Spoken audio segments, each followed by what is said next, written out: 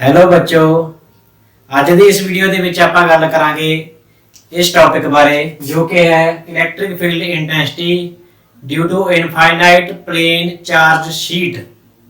ये भी टॉपिक जो है अपने बोर्ड के एग्जामिनेशन वास्ते बहुत ज़्यादा इंपॉर्टेंट है। इसनों देखने के लिए तुसी जुड़े रहो मेरी इस वीडियो के विच। तुसी देख रहे हो फिजिक्स बाय सिद्धू साहब।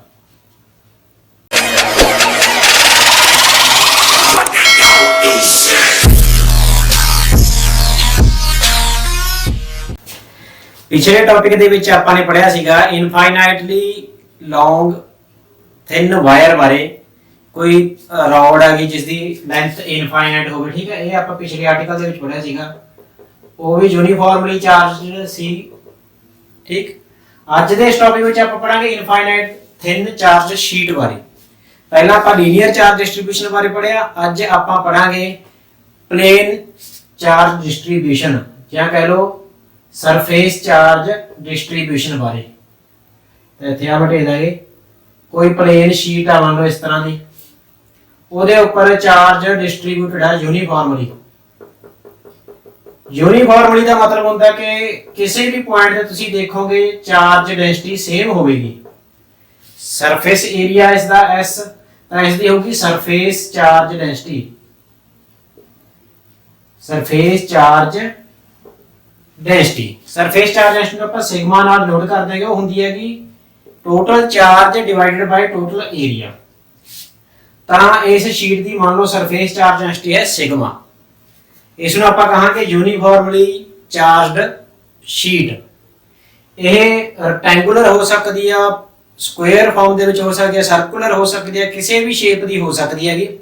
ਤਾਂ ਆਰਟੀਕਲ ਦੇ ਵਿੱਚ ਆਪਾਂ ਇਨਫਾਈਨਾਈਟ ਲੈਂਥ ਦੀ ਇਨਫਾਈਨਾਈਟ ਏਰੀਆ ਦੀ ਇੱਕ ਪਲੇਨ ਸ਼ੀਟ ਦਾ ਆਪਾਂ ਇਲੈਕਟ੍ਰਿਕ ਫੀਲਡ ਇੰਟੈਂਸਿਟੀ ਪਤਾ ਕਰਨੀ ਹੈ। ਇਸ ਦੇ ਕਰਕੇ ਕਿਸੇ ਪੁਆਇੰਟ ਤੇ P ਤੇ ਜੋ ਇਸ ਤੋਂ ਕੁਝ ਡਿਸਟੈਂਸ ਤੇ ਹੋਵੇਗਾ, ਠੀਕ।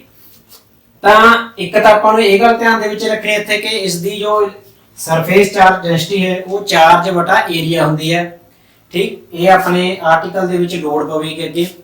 ਦੂਜੀ ਗੱਲ ਆਪਾਂ ਨੇ ਇੱਥੇ ਇੱਕ ਇਹ ਧਿਆਨ ਤੇ ਰੱਖਣੀ ਹੈ ਕਿ ਜੋ ਪਲੇਨ ਸ਼ੀਟ ਹੈ, ਠੀਕ ਹੈ, उस ते ਆਪਾਂ किस तरह गॉस थ्योरम लगा के इलेक्ट्रिक फील्ड इंटेंसिटी पता करनी है। ये जो आर्टिकल है ਆਪਾਂ ਇਹ गॉस थ्योरम अप्लाई करके उसकी मदद ਦੇ ਨਾਲ ਹੀ करना है। ਤਾਂ ਕਿਵੇਂ ਕਰ ਸਕਦੇ ਆਪਾਂ ਇੱਥੇ? मान लो प्लेन शीट है इस तरह। मैं ਇੱਥੇ positively charge plane sheet assume कर रहा ਹਾਂ, ठीक। नेगेटिवली चार्ज वास्ते भी यही रिजल्ट सेम होगा। आर्टिकल इस तरह ही प्रूफ किया जा सकता। तो इस वास्ते गॉसियन सरफेस किस तरह का होगा मैं पहला ये दस रहा, फिर बाद में आप आर्टिकल स्टार्ट करांगे। गॉसियन सरफेस मैं ਤੁਹਾਨੂੰ ਪਹਿਲਾਂ ਵੀ ਦੱਸਿਆ ਸੀਗਾ ਪਿਛਲੀ ਵੀਡੀਓਜ਼ ਦੇ ਵਿੱਚ ਕਿ ਇਸ ਦੇ ਵਿੱਚ ਕੀ ਹੋਣਾ ਚਾਹੀਦਾ, ਸਿਲੰਡਰੀਕਲ ਸ਼ੇਪ ਦਾ ਗॉसियन ਸਰਫੇਸ ਹੋਣਾ ਚਾਹੀਦਾ। ਤਾਂ ਸਿਲੰਡਰੀਕਲ ਸ਼ੇਪ ਦਾ ਗॉसियन ਸਰਫੇਸ ਇਸ ਤਰ੍ਹਾਂ ਆਪਾਂ ਬਣਾ ਲਾਂਗੇ।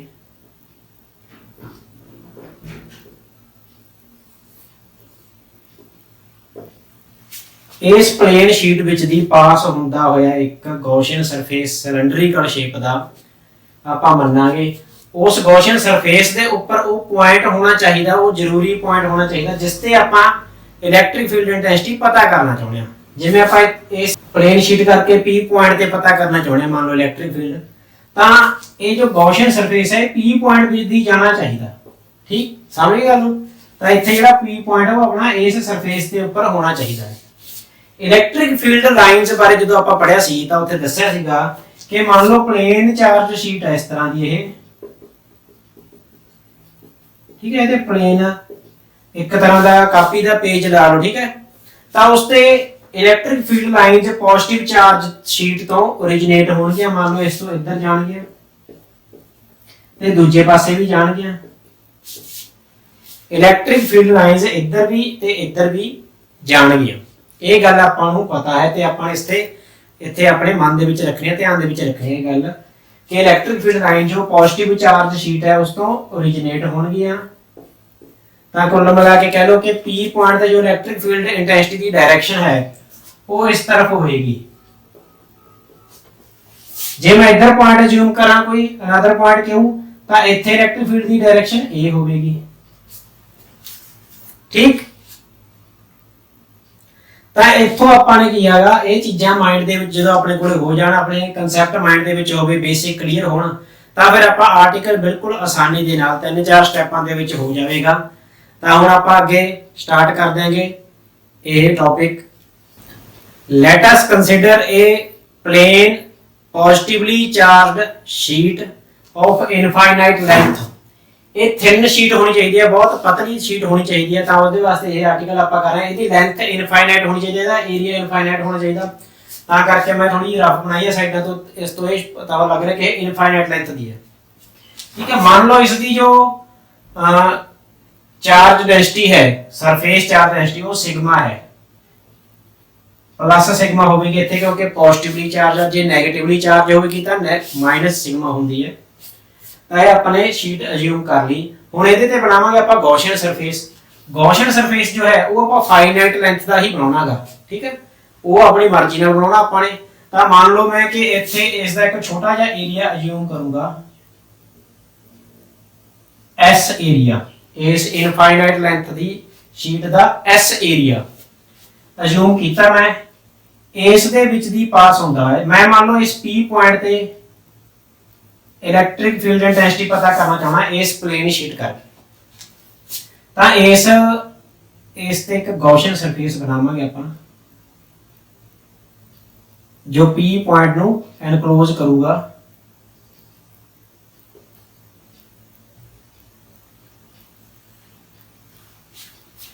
ते दूजे पासे दी भी ये क्रॉस हो जाएगा है।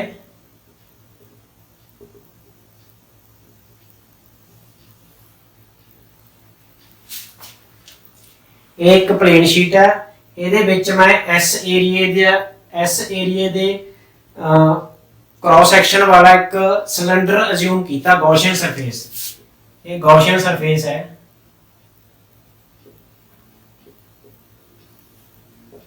इस प्लेन शीट वास्ते यही बेस्ट है गॉसियन सरफेस। आप पिछली वीडियोस दे विच गल कर चुके हैं इस बारे।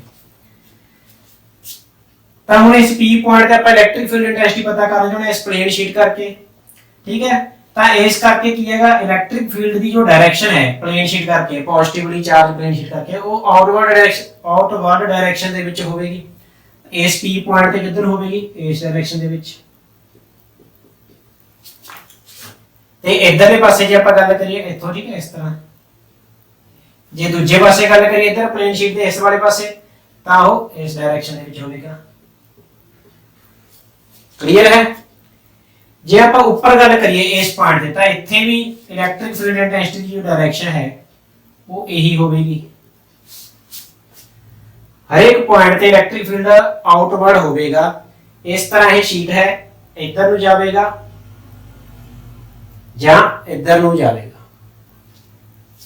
ਤਾਂ ਹੁਣ ਪਿਛਲੇ ਆਰਟੀਕਲ ਦੇ ਤਰ੍ਹਾਂ ਆਪਾਂ ਇਸ ਦੇ ਵਿੱਚ ਤਿੰਨ ਜੋ ਸਰਫੇਸ ਏਰੀਆ ਬਣਦੇ ਨੇ ਸਿਲੰਡਰ ਦੇ, ਇੱਕ ਤਾਂ ਹੋ ਗਿਆ ਕਰਵਡ ਪਾਰਟ, ਜਿਵੇਂ ਇਸ ਤਰ੍ਹਾਂ ਵਾਈਟ ਵਾਲਾ ਹੈ, ਦਿਖ ਰਿਹਾ ਨਾ, ਆ ਜੋ ਵਾਈਟ ਵਾਲਾ ਪੋਰਸ਼ਨ ਹੈ ਕਰਵਡ ਪਾਰਟ ਹੈ, ਇਹਨੂੰ ਕਰਵਡ ਏਰੀਆ ਕਹਿੰਦੇ ਆਪਾਂ। ਤੇ ਦੂਜਾ ਜੋ ਏਰੀਆ ਹੈ, ਇੱਕ ਵਾਲਾ ਆਹ ਵਾਲਾ ਫੇਸ ਹੋ ਗਿਆ, ਜਿਵੇਂ ਆਹ ਵਾਲਾ, ਇਸੇ ਤਰ੍ਹਾਂ ਇੱਕ ਇੱਧਰ ਫੇਸ ਹੋਵੇਗਾ ਆਹ ਵਾਲਾ। ਤਾਂ ਇਸ ਦੇ ਤਿੰਨ ਸਰਫੇਸ ਏਰੀਏ ਹੋ ਗਏ। ਆਪਾਂ ਤਿੰਨਾਂ ਦੇ ਨਾਮ ਰੱਖ ਲੈਣਾ। मान लो इसका नाम पहला है 1, जो कर्व्ड सरफेस है उसका नाम है 2 नंबर, क्या है 3 नंबर, ठीक है। ਆਪਾਂ ਤਿੰਨਾਂ ਸਰਫੇਸ ਏਰੀਆ ਦੇ ਨਾਮ ਰੱਖ ਲਏ, 1 ਨੰਬਰ 2 ਨੰਬਰ ਤੇ 3 ਨੰਬਰ। ਤਾਂ ਹੁਣ ਫਸਟ ਜੋ ਏਰੀਆ ਹੈ, ਪਹਿਲਾ ਏਰੀਆ ਸਰਫੇਸ ਏਰੀਆ, उसका ਆਪਾਂ ਸਮਾਲ ਪਾਰਟ ਅਜ਼ਿਊਮ ਕਰਾਂਗੇ ds ਵੈਕਟਰ। ਜਿਵੇਂ ਹਰ ਇੱਕ ਆਰਟੀਕਲ ਦੇ ਵਿੱਚ ਆਪਾਂ ਗੌਸ ਥਿਅਰਮ ਅਪਲਾਈ ਕਰਨ ਵਾਸਤੇ ਆਪਾਂ ਨੂੰ ਇੱਕ ds ਵੈਕਟਰ ਚਾਹੀਦਾ। ਤਾਂ ਇਸ ਫਸਟ ਏਰੀਆ ਦਾ ਜੋ ds ਵੈਕਟਰ ਹੈ, ਇਹ ਇਸ ਤਰ੍ਹਾਂ ਦਾ ਫੇਸ ਹੈ, ਇਸ ਦਾ ਢੱਕਣ ਇਸ ਤਰ੍ਹਾਂ ਹੈ। ਤਾਂ ਇਸ ਦੀ ਡਾਇਰੈਕਸ਼ਨ ਆਊਟਵਰਡ ਹੋਵੇਗੀ, ਨਾਰਮਲ ਟੂ ਇਟ। ਤਾਂ ਇਹ ਹੋਗੀ ds ਵੈਕਟਰ ਦੀ ਡਾਇਰੈਕਸ਼ਨ। ਦੂਜੇ ਸਰਫੇਸ ਏਰੀਆ ਤੇ ਵੀ ਆਪਾਂ ਇੱਕ ਛੋਟਾ ਜਿਹਾ ਏਰੀਆ ਅਜ਼ਿਊਮ ਕਰਾਂਗੇ, ਸਮਾਲ।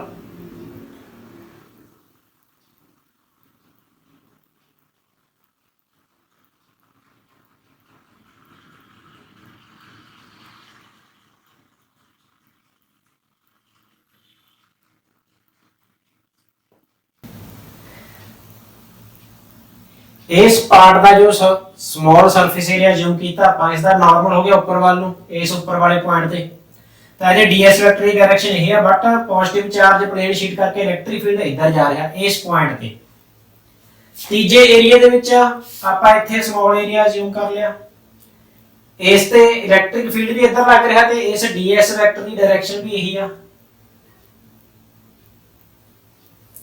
ਤਾਂ ਇਹ ਤਿੰਨ ਪੁਆਇੰਟ ਨੇ ਆਪਣੇ ਕੋਲੇ ਤਿੰਨ ਸਰਫੇਸ ਏਰੀਆ ਤੇ ਤਿੰਨ ਪੁਆਇੰਟ ਅਸਿਊਮ ਕਰ ਲਿਆ ਆਪਾਂ ਨੇ ਜਿਨ੍ਹਾਂ ਦੇ ਆਪਾਂ ਇਲੈਕਟ੍ਰਿਕ ਫੀਲਡ ਦੀ ਡਾਇਰੈਕਸ਼ਨ ਵੀ ਦੇਖ ਰਹੇ ਹਾਂਗੇ ਉਹਨਾਂ ਦੇ ਏਰੀਆ ਵੈਕਟਰ ਦੀ ਡਾਇਰੈਕਸ਼ਨ ਵੀ ਦੇਖ ਰਹੇ ਹਾਂਗੇ।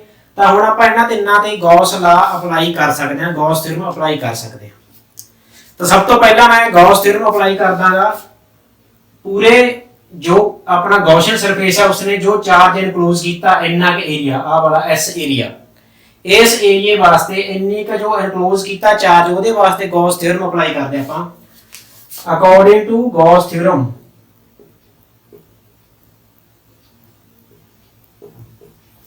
गॉस लॉ या गॉस थ्योरम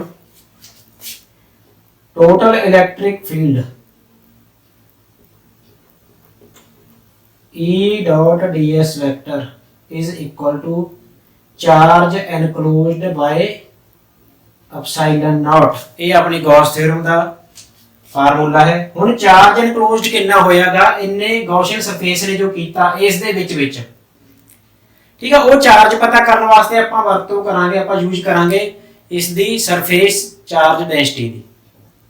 ਠੀਕ ਤਾਂ ਆਪਾਂ ਇੱਥੇ ਪਹਿਲਾਂ ਚਾਰਜ ਇਨਕਲੋਜ਼ਡ ਪਤਾ ਕਰ ਲੈਣੇ ਹੈਗੇ ਕਿੰਨਾ ਆ ਗਿਆ। ਤਾਂ ਆਪਾਂ ਨੂੰ ਪਤਾ ਹੈ we know ਇਸ ਛੋਟੇ ਜਿਹੇ ਏਰੀਆ ਦੀ ਗੱਲ ਕਰ ਰਿਹਾ ਮੈਂ ਇਹ ਹੈ ਸਰਫੇਸ ਚਾਰਜ ਡੈਂਸਿਟੀ ਆਪਾਂ ਇੱਥੇ ਲਿਖ ਹੀ ਲੈਂਦੇ ਹਾਂ।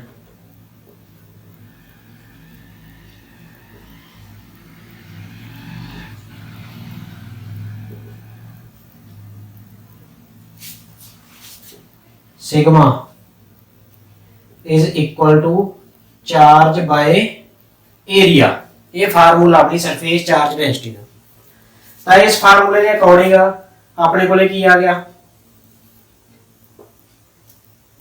अपने कोले आ गया sigma is equal to charge enclosed by S। Charge enclosed कितना आ गया sigma into S sigma multiply S।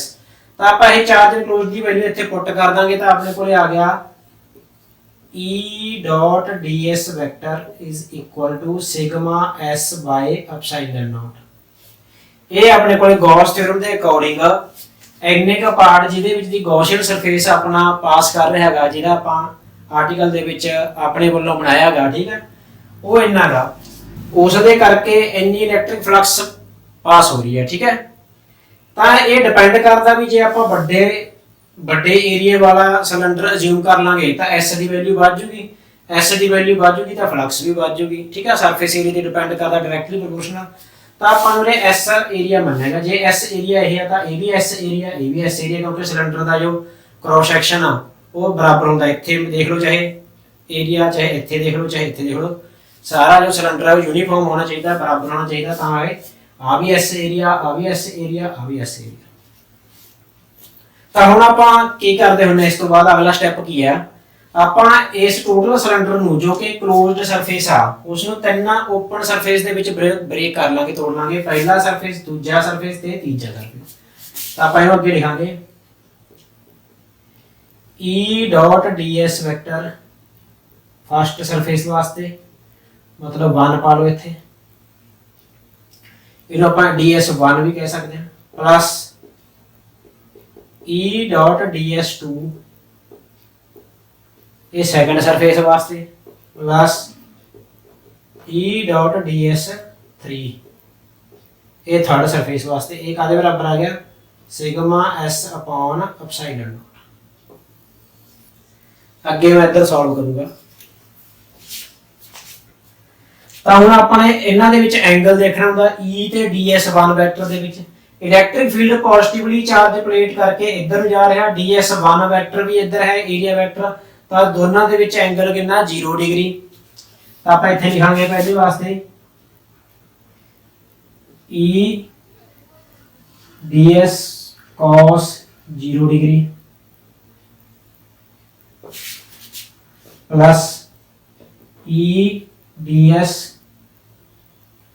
cos दूजे वास्ते देखो आ दूजा सरफेस एरिया E ਤੇ ds ਦੇ ਵਿੱਚ ਐਂਗਲ ਕਿੰਨਾ 90 डिग्री ਦਾ ਤਾਂ ਇੱਥੇ ਆਪਾਂ ਲਿਖਾਂਗੇ 90 डिग्री प्लस तीजे सरफेस वास्ते E ds 2c है ये 1c 3 cos 0 degree is equal to sigma s upon epsilon. तीजे एरिया ते E ਦੇ ਵਿੱਚ ਵੀ ਐਂਗਲ 0 डिग्री है तो ਆਪਾਂ ਉੱਥੇ 0 डिग्री ਪੁੱਟ ਕਰਨਾ cos 0 1 ਹੁੰਦਾਗਾ cos 90 0 ਹੁੰਦਾ ਠੀਕ ਹੈ। ਤਾਂ ਇੱਥੇ ਆਪਾਂ ਵੈਲਿਊਜ਼ ਪੁੱਟ ਕਰ ਦਾਂਗੇ ਤਾਂ ਆਪਣੇ ਕੋਲ ਆ ਗਿਆ ਇਹ ਆ ਗਿਆ E ds1 is the integration plus आ 0 हो गया प्लस अगे हैगा E ਨੂੰ ਬਾਹਰ ਲਿਖ ਲਓ ਆਪਾਂ ds3 is equal to sigma s upon epsilon naught।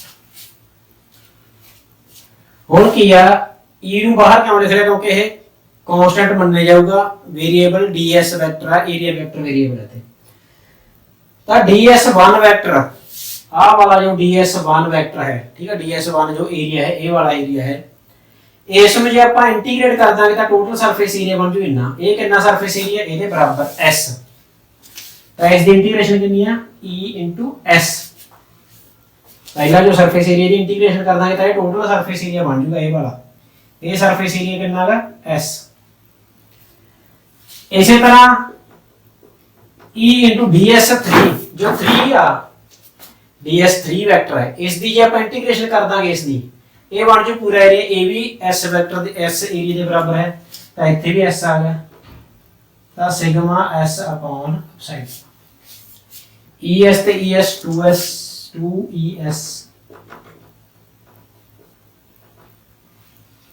s ਨਾਲ s कैंसिल आउट हो जाएगा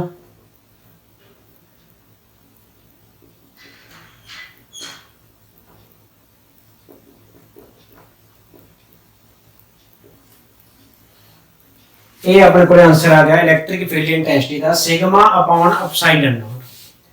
this is the value of electric field intensity at point P और एट पॉइंट Q ठीक दोनों ती आ ਇੱਥੇ ਤਾਂ ਕੀ ਹੋਗੀ ਇਲੈਕਟ੍ਰਿਕ ਫਲਕਸ ਕਿੰਨੀ ਹੋਗੀ ਇਲੈਕਟ੍ਰਿਕ ਫੀਲਡ ਕੀ ਹੈ ਇਧਰ ਲੱਗ ਰਿਹਾ ਹੈਗਾ ਠੀਕ ਹੈ ਤੇ ਉਹਦੇ ਏਰੀਆ ਵੈਕਟਰ ਉਧਰ ਨੂੰ ਤਾਂ ਕੁੱਲ ਮਿਲਾ ਕੇ ਕੀ ਹੈਗਾ ਆਪਣੇ ਕੋਲੇ ਇਲੈਕਟ੍ਰਿਕ ਫੀਲਡ ਦੀ ਜੋ ਡਾਇਰੈਕਸ਼ਨ ਹੈ ਇਧਰ ਨੂੰ ਹੈ ਜਾਂ ਇਧਰ ਨੂੰ ਹੈ ਪਲੇਨ ਸ਼ੀਟ ਦੇ ਇਧਰ ਜਾਂ ਇਧਰ ਠੀਕ ਹੈ ਨਾਰਮਲ ਹੋਊਗੀ। ਜੇ ਆਪਾਂ ਇਹਨੂੰ ਵੈਕਟਰ ਫਾਰਮ ਦੇ ਵਿੱਚ ਲਿਖਣਾ ਹੋਵੇ ਵੈਕਟਰ ਫਾਰਮ ਦੇ ਵਿੱਚ ਕਿਵੇਂ ਲਿਖਾਂਗੇ ਆਪਾਂ E vector is equal to sigma upon ਉਹ ਸੌਰੀ ਇੱਥੇ 2 ਲਾਉਣਾ ਭੁੱਲ ਗਏ ਆਪਾਂ ਇੱਥੋਂ 2 ਇੱਧਰ ਆ ਗਿਆ ਇਹ ਵਾਲਾ ਹੈ ਠੀਕ ਹੈ 2 नीचे ਲਿਆਉਣਾ ਭੁੱਲ ਗਏ ਸੀ ਤਾਂ sigma upon 2 epsilon naught n cap ਇਹ ਹੈ in vector form n cap केड़ी डायरेक्शन है जो एरिया वेक्टर दी डायरेक्शन होगी जिवें कि मान लो आह प्लेन शीट है ठीक है मैं इस तरह बना ली प्लेन शीट ता इस दे करके जो इलेक्ट्रिक फील्ड इंटेंसिटी होगी इस पॉइंट पे ता ਇਹਦਾ जो एरिया वेक्टर है वो इधर है n कैप वाला है जहां नीचे नु है n कैप ਤਾਂ ਜਿੱਧਰ ਆਪਾਂ ਪੁਆਇੰਟ ਅਜ਼ੂਮ ਕਰਾਂਗੇ ਉਧਰ ਹੀ ਇਲੈਕਟ੍ਰਿਕ ਫੀਲਡ ਦੀ ਵੈਲਿਊ ਹੋਵੇਗੀ ਉਸ ਦੀ ਬਸ ਉਸੇ ਵਾਲੇ ਪਾਸੇ ਇਲੈਕਟ੍ਰਿਕ ਫੀਲਡ ਦੀ ਡਾਇਰੈਕਸ਼ਨ ਹੋਗੀ ਜਿਵੇਂ ਮੰਨ ਲਓ ਇੱਥੇ ਪੁਆਇੰਟ ਤੇ ਪਤਾ ਕਰਨਾ ਚਾਹੁੰਦਾ ਮੈਂ ਤਾਂ ਇੱਧਰ ਇਲੈਕਟ੍ਰਿਕ ਫੀਲਡ ਦੀ ਜੋ ਡਾਇਰੈਕਸ਼ਨ ਹੋਵੇਗੀ ਇਹ ਹੋਵੇਗੀ ਵੈਲਿਊ ਕਿੰਨੀ ਹੋਗੀ sigma upon 2 epsilon not direction ए जे इधर गल करा मैं इधर इलेक्ट्रिक फील्ड की वैल्यू कितनी होगी इस पॉइंट पे sigma upon 2 epsilon not value इतनी होगी डायरेक्शन इधर होगी या ऊपर होगी ठीक है वो डिपेंड करता कि प्लेन शीट दे जो नॉर्मल है वो किस वाले पासे ਤਾਂ ਇਹ ਸੀ ਜੋ ਆਰਟੀਕਲ ਇੰਪੋਰਟੈਂਟ ਹੈ ਬੋਰਡ ਦੇ ਐਗਜ਼ਾਮ ਦੇ ਵਿੱਚ ਕਾਫੀ ਵਾਰੀ ਪੁੱਛਿਆ ਗਿਆ ਇਹ 3 ਨੰਬਰ ਦੇ ਵਿੱਚ ਪੁੱਛਿਆ ਜਾਊਗਾ ਇਸ ਵਾਰੀ ਕਿਉਂਕਿ ਪਹਿਲਾਂ 4 ਨੰਬਰ ਦਾ ਹੁੰਦਾ ਸੀ ਹੁਣ 3 ਨੰਬਰ ਦਾ ਬਣਾਤਾ ਤਾਂ 3 ਨੰਬਰ ਦੇ ਵਿੱਚ ਇਹ ਆਰਟੀਕਲ ਆ ਸਕਦਾਗਾ ਪਹਿਲਾਂ ਆਪਾਂ ਪਲੇਨ ਸ਼ੀਟ ਜ਼ੂਮ ਕਰਨੇ ਗੌਸੀਅਨ ਸਰਫੇਸ ਬਣਾਉਣਾ ਹੈ ਉਸ ਦਾ ਉਹਦੇ ਤਿੰਨ ਏਰੀਏ 3 ਪੁਆਇੰਟ ਜ਼ੂਮ ਕਰਕੇ 3 ਸਰਫੇਸ ਏਰੀਆ ਬਣਾ ਲੈਣੇ ਆਪਾਂ ਐਂਗਲ ਦੇਖ ਲੈਣਾ ਤਿੰਨਾਂ ਦੇ ਵਿੱਚ E ਤੇ DS ਦੇ ਵਿੱਚ ਕਿੰਨਾ ਆ ਗੌਸ ਥਿਓਰਮ ਤੋਂ ਸਟਾਰਟ ਕਰਾਂਗੇ ਆਪਾਂ ਤਿੰਨ ਏਰੀਆ ਦੇ ਵਿੱਚ ਬ੍ਰੇਕ ਕਰਕੇ ਉਹਨੂੰ एंगल्स लिख के फाइनल रिजल्ट अपने को आ जाएगा। इत्थों अपने को एक गल होर देखने को मिलती है कि पी पॉइंट कितनी मर्जी डिस्टेंस ते होवे, अपने को जो डिस्टेंस मान लीजिए आप इनू आर डिस्टेंस मान लीजिए, तो इस रिजल्ट के विच आर किते भी नहीं आया, तो it is independent of the distance from the sheet. चाहे तुसी शीट के पॉइंट नेड़े रख लो चाहे दूर होवे, ये डिस्टेंस से डिपेंड नहीं करता। इलेक्ट्रिक फील्ड की जो वैल्यू है वो सिग्मा अपॉन 2 एप्सिलॉन नॉट ही होगी एक पासे। ठीक है, इत्थों ये गल ध्यान दे विच देनी आपां कांस्टेंट आ गई, it is independent of the distance from the sheet. जेड़ा आपां पिछला आर्टिकल पढ़िया सीगा लॉन्ग वायर वाला, लॉन्ग थिन रॉड वाला, इनफाइनाइटली लॉन्ग थिन रॉड, ਉਹਦੇ ਵਿੱਚ जो रिजल्ट अपना आया सीगा वो आया सी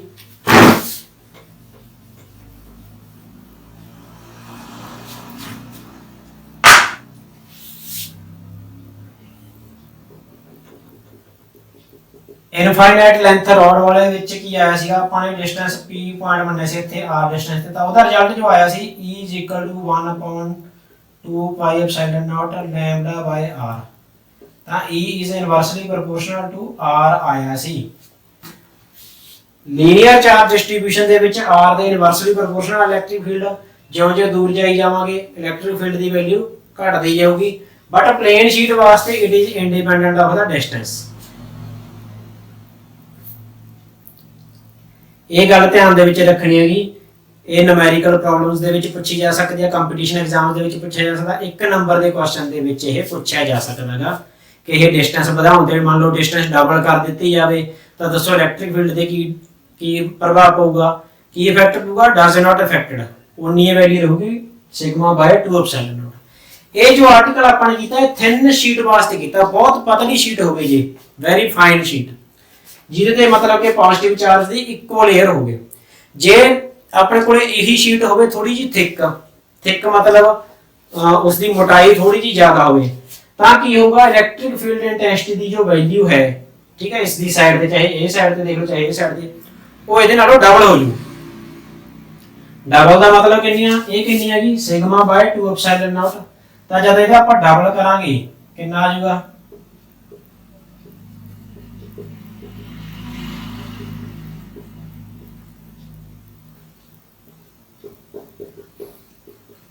ਤਾਂ ਆਪਣੇ ਕੋਲੇ ਆ ਜਾਊਗਾ ਸਿਗਮਾ ਬਾਈ ਐਪਸਿਲਨ ਨੋਟ। ਇਹ ਕਦੋਂ ਕਾਦੇ ਵਾਸਤੇ ਹੈ, ਫॉर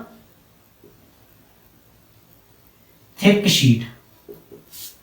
ਜੇ ਸ਼ੀਟ ਆਪਣੀ ਥੋੜੀ ਜੀ ਮੋਟੀ ਹੋਵੇ ਤਾਂ ਉਹਦੇ ਵਾਸਤੇ ਵੀ ਸਿੱਧਾ ਰਿਜ਼ਲਟ ਪੁੱਛਿਆ ਜਾ ਸਕਦਾ। ਥਿਕ ਸ਼ੀਟ ਵਾਸਤੇ ਜਦੋਂ ਵੀ ਤੁਸੀਂ ਥਿਕ ਵਰਡ ਪੜ੍ਹ ਲਿਆ ਤਾਂ ਉੱਥੇ ਆਊਗਾ sigma by epsilon note, otherwise sigma by 2 epsilon note.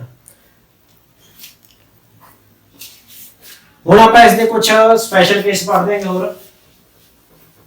ਹੁਣ ਆਪਾਂ ਇਸ ਆਰਟੀਕਲ ਦੇ ਨਾਲ ਰਿਲੇਟਡ ਕੁਝ ਸਪੈਸ਼ਲ ਕੇਸ ਜਾਂ ਕੁਝ ਮੇਨ ਪੁਆਇੰਟਸ ਪੜ੍ਹਦੇ ਹਾਂ ਜੋ ਕਿ ਆਪਣੇ ਕੰਪੀਟੀਸ਼ਨ ਐਗਜ਼ਾਮਸ ਦੇ ਵਿੱਚ ਜੇਈ ਮੇਨਸ ਦੇ ਵਿੱਚ ਜਾਂ ਜੇਈ ਦੇ ਵਿੱਚ ਜਾਂ ਨੀਟ ਦੇ ਐਗਜ਼ਾਮ ਦੇ ਵਿੱਚ ਜਾਂ ਅਦਰ ਕੰਪੀਟੀਸ਼ਨ ਵਾਲੇ ਐਗਜ਼ਾਮ ਦੇ ਜਿਹੜੇ ਉਹਨਾਂ ਦੇ ਵਿੱਚ ਪੁੱਛਿਆ ਜਾ ਸਕਦਾ। ਫਿਜ਼ਿਕਸ ਦੇ ਵਿੱਚੋਂ ਟੌਪਿਕ ਇਸ ਦੇ ਵਿੱਚੋਂ ਕਾਫੀ ਵਾਰੀ ਕੁਐਸਚਨ ਪੁੱਛਿਆ ਗਿਆ ਹੈਗਾ ਕਿ ਮੰਨ ਲਓ ਜਿਵੇਂ ਪਹਿਲਾਂ ਤਾਂ ਆਪਣੇ ਕੋਲ ਪਹਿਲਾ ਪਾਰਟ ਤਾਂ ਇਹੀ ਹੋ ਗਿਆ ਕਿ ਫॉर ਥਿਕ ਸ਼ੀਟ जो इलेक्ट्रिक फील्ड इंटेंसिटी की वैल्यू है वो कितनी हो जाती है sigma by epsilon not, otherwise कितनी होती है थिन शीट वास्ते कितनी है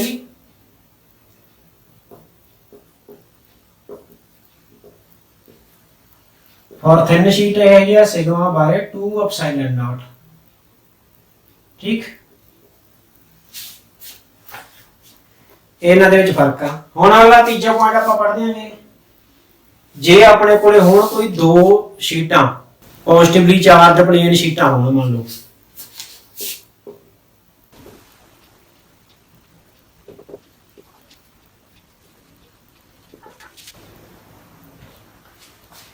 मान लो दो शीटां ने अपने कोले इस तरह, ਇਹਦੇ ਵੀ पॉजिटिव चार्ज आ, ਇਹ भी इनफाइनाइट लॉन्ग आ, इनफाइनाइट ਇਹਦਾ ਏਰੀਆ। ਇੱਕ ਹੋਰ ਆਪਣੇ ਕੋਲੇ ਉਹ ਵੀ ਮੰਨ ਲਓ ਪੋਜ਼ਿਟਿਵਲੀ ਚਾਰਜ ਆ ਤੇ ਉਹਦਾ ਵੀ ਇਨਫਾਈਨਾਈਟ ਏਰੀਆ। ਤਾਂ ਇਸ ਦੀ ਜੋ ਸਰਫੇਸ ਚਾਰਜ ਡੈਂਸਿਟੀ ਹੋਗੀ ਉਹ ਵੀ ਹੋਗੀ ਪਲੱਸ ਸਿਗਮਾ 1, ਇਹਦੀ ਹੋਗੀ ਪਲੱਸ ਸਿਗਮਾ 2। ਤਾਂ ਹੁਣ ਆਪਾਂ ਜੋ ਆਰਟੀਕਲ ਪੜਿਆ ਉਸ ਦੀ ਨੌਲੇਜ ਤੋਂ ਆਪਾਂ ਦੇਖ ਦਿਆਂਗੇ ਇਹ ਪੋਜ਼ਿਟਿਵਲੀ ਚਾਰਜ ਸ਼ੀਟ ਹੈ, ਇਹਦਾ ਇਲੈਕਟ੍ਰਿਕ ਫੀਲਡ ਕਿੱਧਰ ਹੋਵੇਗਾ, ਇਸ ਪੁਆਇੰਟ ਇਸ ਆਪਣੇ ਕੋਲ ਤਿੰਨ ਰੀਜਨ ਨੇ ਇਹਦੇ ਵਿੱਚ, ਠੀਕ ਹੈ। ਤਿੰਨ ਰੀਜਨ ਕਿਹੜੇ ਕਿਹੜੇ ਨੇ, ਪਹਿਲਾ ਹੈ ਇਸ ਫਸਟ ਆ ਸੈਕੰਡ ਸ਼ੀਟ ਆਪਣੇ ਕੋਲ, ਆ ਫਸਟ ਸ਼ੀਟ, ਫਸਟ ਸ਼ੀਟ ਦੇ ਲੈਫਟ ਵਾਲੇ ਪਾਸੇ ਇਹ ਪਹਿਲਾ ਪੁਆਇੰਟ ਆਪਣੇ ਕੋਲ, ਠੀਕ ਹੈ। ਇਹ ਪਹਿਲਾ ਰੀਜਨ ਆ, ਇਹ ਦੂਜਾ ਰੀਜਨ ਆ, ਇਹ ਹੈਗਾ ਤੀਜਾ ਰੀਜਨ। ਤਿੰਨ ਜਗ੍ਹਾ ਤੇ ਆਪਾਂ ਗੱਲ ਕਰਾਂਗੇ ਕਿ ਦੋਨਾਂ ਸ਼ੀਟਾਂ ਦੇ ਇੱਧਰ ਖੱਬੇ ਪਾਸੇ ਉਰੇ ਕਿੰਨਾ ਇਲੈਕਟ੍ਰਿਕ ਫੀਲਡ ਹੋਊਗਾ, ਦੋਨਾਂ ਸ਼ੀਟਾਂ ਦੇ ਵਿਚਕਾਰ ਬਿਟਵੀਨ ਦਾ ਪਲੇਟਸ ਕਿੰਨਾ ਇਲੈਕਟ੍ਰਿਕ ਫੀਲਡ ਹੋਊਗਾ, ਦੋਨਾਂ ਸ਼ੀਟਾਂ ਦੇ ਰਾਈਟ ਸਾਈਡ ਤੇ ਕਹਿ ਲਓ ਉੱਥੇ ਕਿੰਨਾ ਇਲੈਕਟ੍ਰਿਕ ਫੀਲਡ ਹੋਊਗਾ। ਤਾਂ ਆਪਾਂ ਸਭ ਤੋਂ ਪਹਿਲਾਂ ਗੱਲ ਕਰਦੇ ਹਾਂ ਇਹਦੇ ਕੱਲੇ ਕੱਲੇ ਦੇ ਇਲੈਕਟ੍ਰਿਕ ਫੀਲਡ ਦੀ। ਕੱਲੇ ਕੱਲੇ ਦਾ ਇਲੈਕਟ੍ਰਿਕ ਫੀਲਡ ਜੇ ਇਸ ਦਾ ਪਹਿਲੀ ਸ਼ੀਟ ਦਾ ਇਲੈਕਟ੍ਰਿਕ ਫੀਲਡ ਆਊਟਵਰਡ ਹੋਊਗਾ ਇਸ ਏਰੀਆ ਦੇ ਵਿੱਚ, ਤਾਂ ਇਹ ਹੋ ਗਿਆ E1, ਇਹਦਾ ਜੋ ਇਸ ਵਾਲੇ ਪਾਸੇ ਨੂੰ ਹੋਊਗਾ ਇਲੈਕਟ੍ਰਿਕ ਫੀਲਡ E1, ਠੀਕ ਹੈ। दूजी जो शीट है उसका इलेक्ट्रिक फील्ड इधर होगा E2, इधर वाले पासे होगा E2, ठीक। प्लेन शीट है इलेक्ट्रिक फील्ड इधर इधर होता, ਇਹਦਾ ਵੀ ਇੱਧਰ ਇੱਧਰ ਆ, ਇਹਦਾ ਆਪਦਾ E1 ਇਹਦਾ ਆਪਦਾ E2।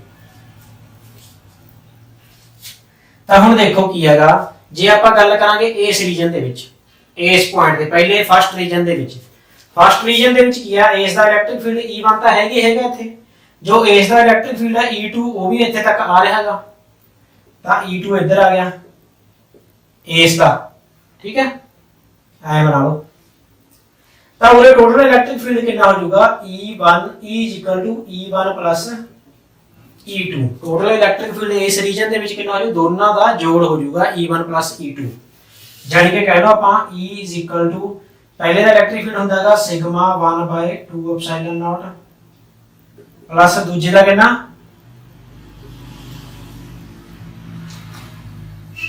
ਤਾਂ ਇਸ ਰੀਜਨ ਦੇ ਵਿੱਚ ਇਲੈਕਟ੍ਰਿਕ ਫੀਲਡ ਦੀ ਵੈਲਿਊ ਇੰਨੀ ਹੋਵੇਗੀ, ਠੀਕ ਹੈ। ਜੇ ਇੱਥੇ ਸਿਗਮਾ 1 ਤੇ ਸਿਗਮਾ 2 ਹੋ ਜਾਣ ਬਰਾਬਰ, ਮੰਨ ਲਓ ਇਹਦੇ ਵੀ ਉਨੀ ਪੋਜ਼ਿਟਿਵਲੀ ਚਾਰਜ, ਮਤਲਬ ਇਹਦੀ ਵੀ ਜੋ ਸਰਫੇਸ ਚਾਰਜ ਡੈਂਸਿਟੀ ਹੈ ਤੇ ਇਹਦੀ ਸਰਫੇਸ ਚਾਰਜ ਡੈਂਸਿਟੀ ਬਰਾਬਰ ਹੋ ਜੇ, ਮੰਨ ਲਓ ਇਫ ਸਿਗਮਾ 1 ਸਿਗਮਾ 2, ਤਾਂ ਇਲੈਕਟ੍ਰਿਕ ਫੀਲਡ ਕਿੰਨਾ ਹੋ ਜਾਏ ਇੱਥੇ, सिग्मा 1 ਤੇ सिग्मा 2 ਦਾ ਬਰਾਬਰ ਨੇ, ਦੋਨੇ ਜੁੜ ਕੇ ਕਿੰਨਾ ਹੋ ਗਏ,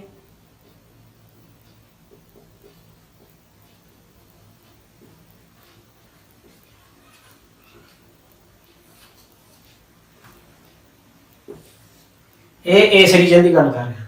ਹੁਣ ਆਪਾਂ ਗੱਲ ਕਰਦੇ ਹਾਂ ਵਿਚਕਾਰਲੇ ਰੀਜਨ ਦੀ। ਵਿਚਕਾਰਲੇ ਰੀਜਨ ਦੇ ਵਿੱਚ ਕੀ ਹੈ, ਇਲੈਕਟ੍ਰਿਕ ਫੀਲਡ ਇਹਦਾ ਇੱਧਰ ਨੂੰ ਆ, ਇਹਦਾ ਇੱਧਰ ਨੂੰ ਅਪੋਜ਼ ਕਰ ਰਹੇ ਨੇ ਇੱਕ ਦੂਜੇ ਨੂੰ, ਰਿਜ਼ਲਟ ਕੈਂਸਲ ਆਊਟ ਕਰ ਦੇਣਗੇ।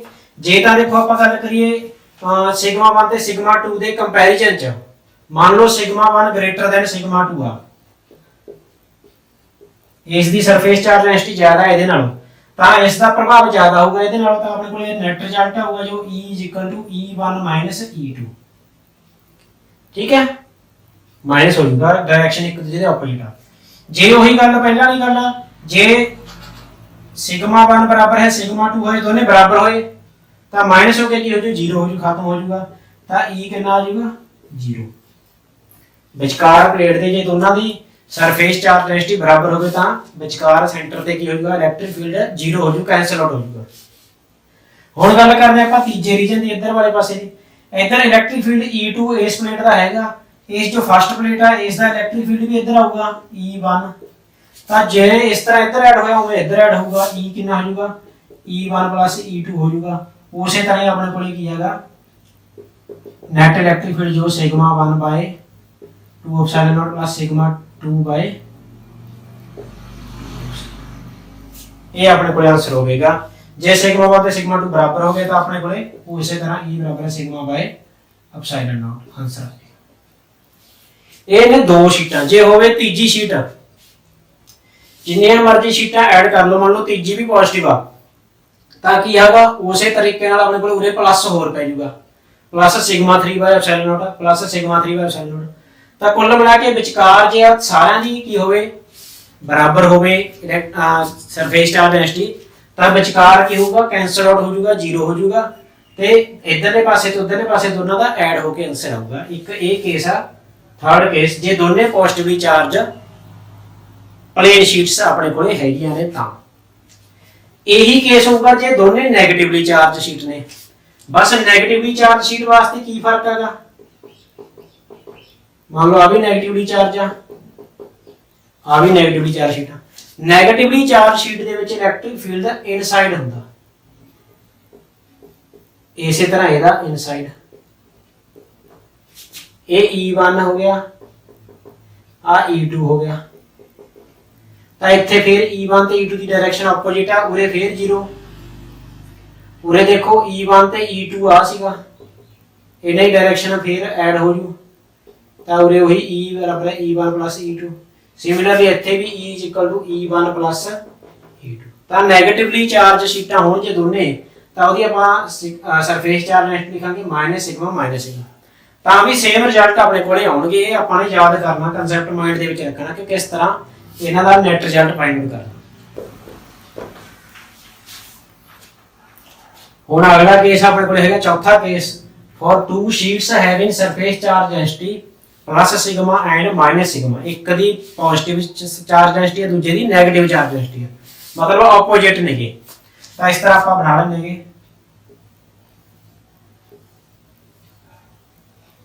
मान लो यह पॉजिटिवली चार्ज शीट आपने को, इसकी सरफेस चार्ज डेंसिटी है प्लस सिग्मा, सेम एरिया दी या सेम कह लो भी अपने को चार्ज दी एक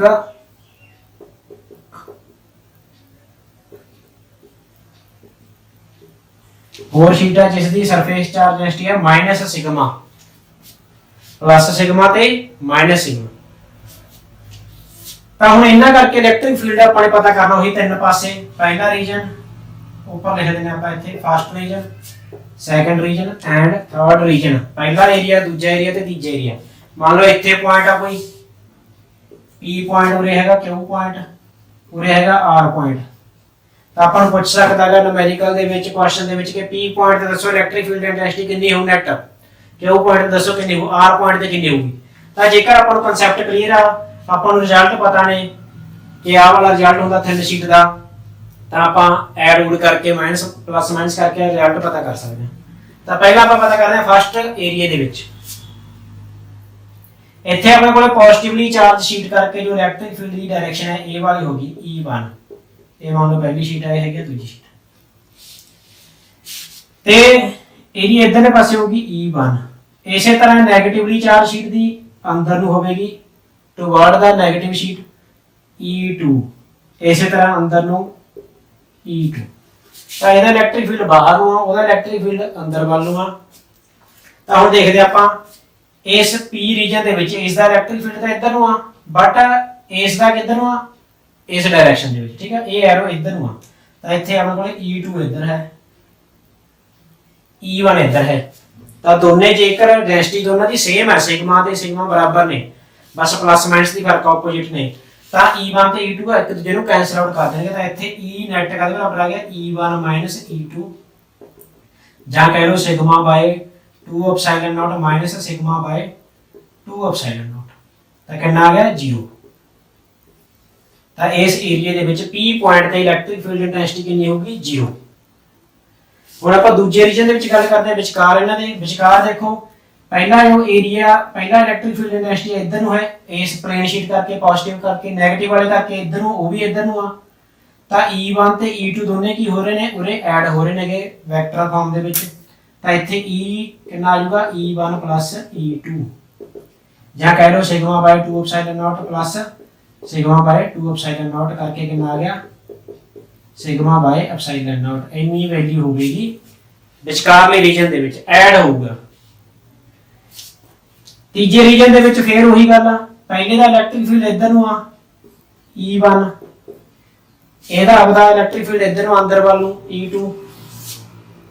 ਕੀ ਕਰ ਦੇਣਗੇ, ਇੱਕ ਦੂਜੇ ਨੂੰ ਇਹ ਕੈਂਸਲ ਆਊਟ ਕਰ ਦੇਣਗੇ। ਤਾਂ ਆਪਣੇ ਕੋਲ ਨੈਟ ਰਿਜ਼ਲਟ ਕਿੰਨਾ ਆ ਗਿਆ